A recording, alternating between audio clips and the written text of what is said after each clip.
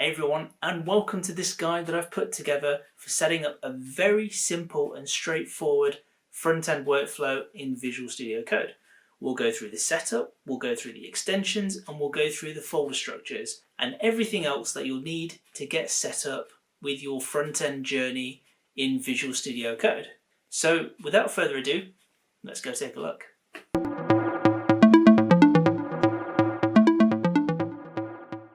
So one of the first things we want to do is go to the Visual Studio Code website and just download it. So if you go over here, you can get download options for Mac, Linux, whatever operating system you're using.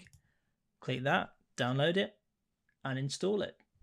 So once you've installed it, open up Visual Studio Code and you'll be greeted by this welcome screen, which you can see here. And in it, you've got all your details. Now, obviously, because I've been using it, I'll see more here than you probably will if you've installed it for the first time. Now, what we're going to do is open up a new folder. So if you click this, it should just give us the Visual Studio Code file browser, and I keep everything in a single sites folder. So if I click that, I'll see all my sites, and I've already created a folder, but you can always click here and you can see your local browser and you can go and get the files from wherever you are. Now this is my project here. Now because I've already opened it, I can just click that and it'll open it up, and I can get rid of the welcome tab, and we're just met with a completely blank canvas because we've not put any files or anything in here. So how would we build a really good and simple front-end workflow in Visual Studio Code? Well, the first thing we need to do is make sure we've got the right extensions, and there's 3 amazing extensions that you're going to need to set up your core foundation for your Visual Studio Code website, and those are reload. Always start every Visual Studio Code setup with reload. And the reason I say that is because it adds a button in the bottom right hand screen of Visual Studio Code that basically allows Visual Studio Code to just reload super fast, and it's beneficial when your Git repository isn't quite synced up correctly.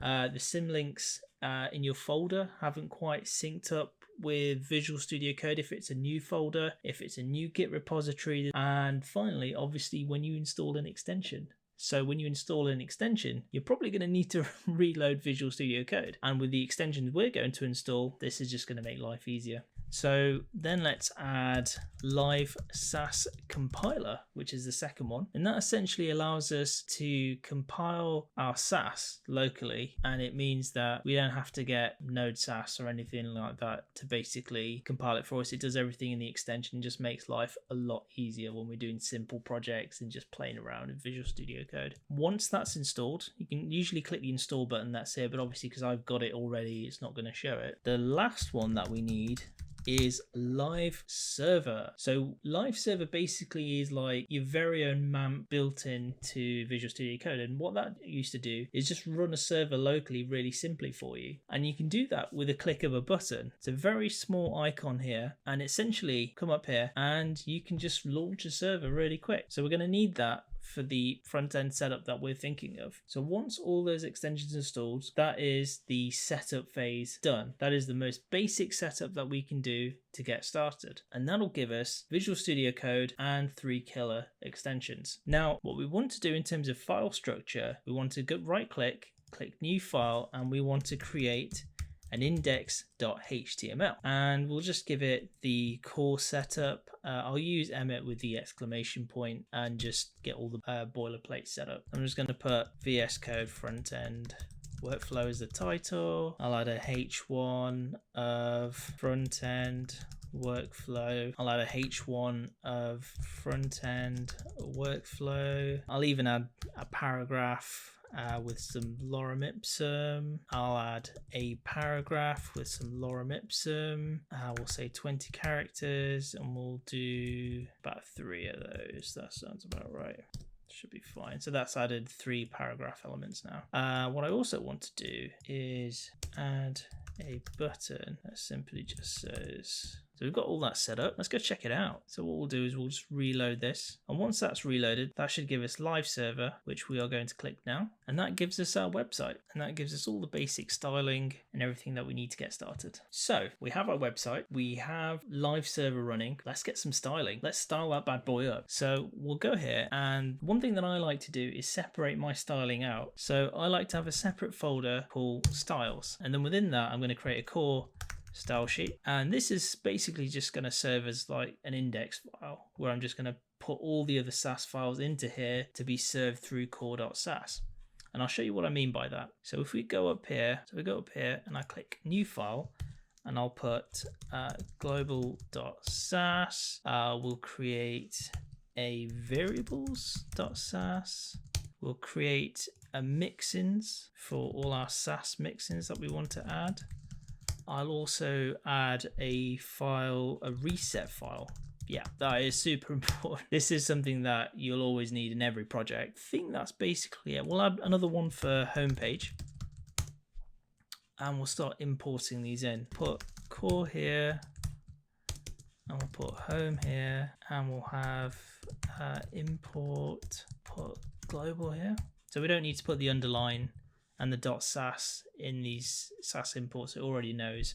So if I click here, it will take us to the global Sass file. So I'll close all these other files down. And just to make life simpler, I'm just going to press Shift and Alt and just create a few of these. And I'll add variables and reset. And I'll move this down here, change that to home. And we've got our basic structure all set up. Now, obviously, none of this means anything if it's not connected to the index file. So let's get the styles connected to the index.html. And the way we do that is through the extension we downloaded earlier, which is the live Sass compiler. And that gives us a button on the bottom of Visual Studio Code. So if you click that, it'll start watching and it will create a dist folder for us with the core.sass, with a core CSS file and a core CSS map file.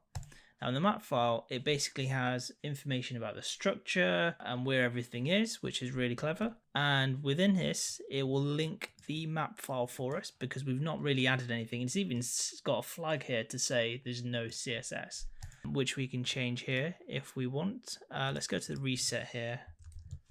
And just say all and set. Now, if you've watched my video on all and set, it will basically explain more in detail what it does. But a quick rundown is that it just resets all the browser styling for you on whatever you set it to. So if you set it to HTML and we want to set it to everything, that it's just going to reset all the styling. So every browser comes with its own default styling. Every device comes with its own web rendering engine, and it brings all this default styling. And what this line of CSS does, it basically just takes it out and just says, no, we're just gonna strip it all back. And it's great for when you want to use your own styling. Now, I believe this isn't supported in Internet Explorer 11, but if you're just playing around and you're just doing some fun projects, it should be fine. Otherwise, you'd have to go in individually and just remove all the styling bit by bit.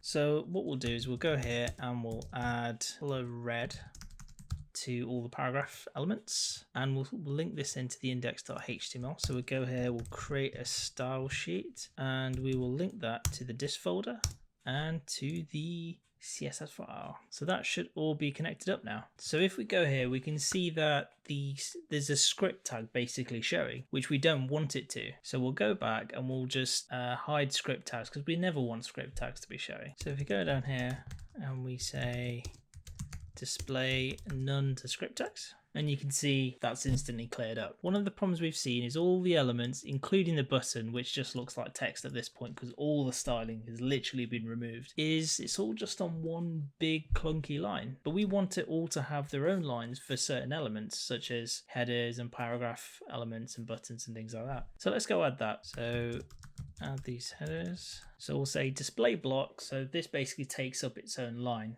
So we want it to be a block element. So as you can see, we're starting to style it up in a way that we want. And this is the type of workflow where you can take a project and completely make it your own. And this is how it's done professionally when you're a full-time front-end developer. They'll go in and they'll completely reset the styles, and they'll add their own mark to it. So I think we're fairly confident the styling's set up. We can go in and change it and improve it. That's the infrastructure I'd have for the styling to start off with as a good starting point. We've got the dist folder, which we're using for styling, but we can also use it for JavaScript, which we'll get set up now.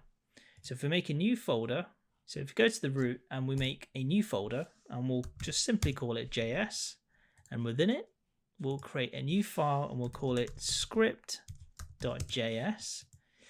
And we'll add a console log just to show that this file is connected. So we'll say JS is connected. Obviously, the more exclamation points you have, the better your code will be. And we'll go to the index.html. Now, we'll add the script file down here, which is where you traditionally add this. And we'll say JS and script.js. And that should add that. So let's go check that out in the console. And there you go. We can see that it's connected beautifully there. So that's our JavaScript setup, that's our HTML setup, and that's our CSS setup in this workflow. So now you can start to see the type of structure and workflow that you'll need to get started with a very basic website. And all of it has been set up without NPM packages. It's been set up without any other crazy frameworks or plugins or libraries. So this is the most basic, easy version to get set up with. And this is a perfect foundation for if you're learning, or if you're a junior, or if you want to do some projects on your own.